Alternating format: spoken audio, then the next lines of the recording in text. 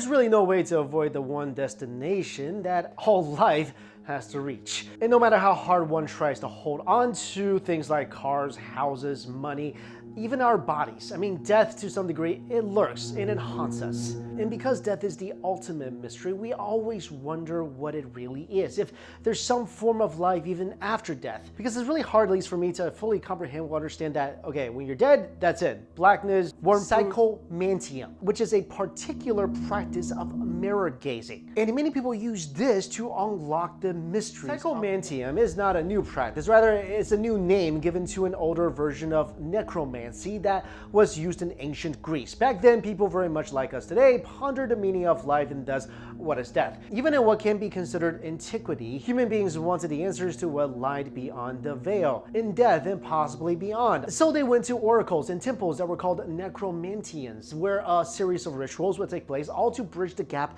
between life and death, to speak to family members and others that had died. The process of these rituals would sometimes include animal sacrifice, but also there were long hallways that were polished to be as reflective as possible. In this hallway, the light will be dimmed with only the use of lamps and a slight flickering that hit off the water to create a reflective surface, much like a mirror. It was in that reflective surface that many Greeks believed that they could see into the beyond and the spirits of those who So without the famed philosopher and psychologist Dr. Raymond Moody, who has devoted his life and work to study NDS or near-death experiences. Dr. Moody's method of mirror gazing, Psychomanteum, is without the animal sacrifices, of course, without the animal sacrifices of antiquity and ancient Greece. Rather, the use of the mirror in this modern-day practice is more as a medium or conduit for divination. And what is gained from these experiences is supposedly very personal and specific. So how does this work? Much like the ritualistic procedures found in antiquity and ancient Greece, there's pre-work and preparation to be done.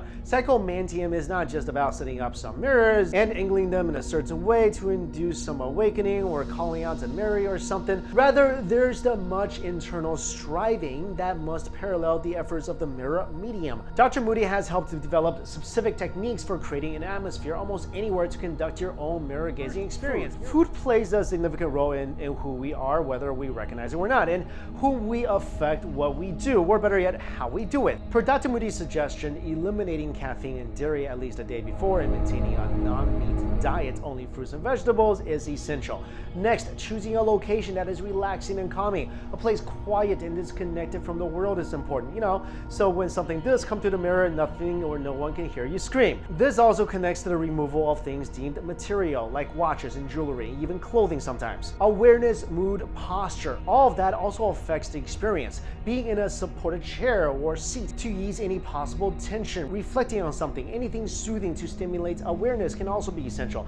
This all leads to the more tangible and hands-on aspects of asserting memories, such as photographs and other personal items that belong to or was connected to your loved one or person that you're trying to connect with. Finally, the mirror, which should have been placed in front of you, so in a way that the person can gaze at it without seeing their own reflection. Now, according to Dr. Moody, the mirror gazing experience may last around a minute, but sometimes long for those who have done it before and are truly becoming practitioners of the medium. The Psychomanteum experience itself consists of different attributes, such as trance-like meditative states, the feeling of heaviness in the arm, tingling fingers. In some occasions, the mirror itself distorts, remaining passive and not taking an active role except for possibly an already prepared question in mind is the most advantageous to gaining insight and effectively making contact with the dead. In human quest to understand life, it shouldn't be underestimated the critical and parallel role that death plays in our perception of life. So the two is linked, and it is only natural while we are alive, some of us try to explore what death is and seek those that have died before.